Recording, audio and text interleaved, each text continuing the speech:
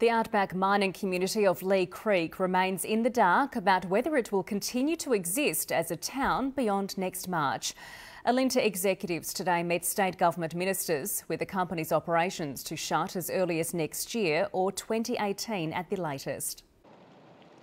Arriving for an early start, there are now growing fears of an early finish for 440 Alinta workers. The company's executives flew into Leigh Creek with no word on whether the Port Augusta power plants and local coal mine would shut down sooner rather than later. The workers are our number one priority. We want to make sure they understand when closure is as soon as possible.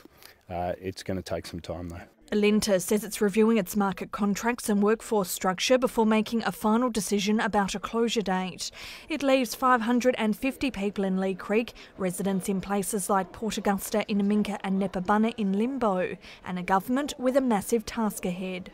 Once the shops go and the hospital and the doctor and all that, the people won't have any of those services, and we do cover a big area. If it closes early, that will be devastating news for the town, and that's why we're here as quickly as we could be. Alinta owns the houses in Leigh Creek and runs the services. The minister says it's too early to say whether the government would take over control, but it has committed $1 million as a first step to help those affected.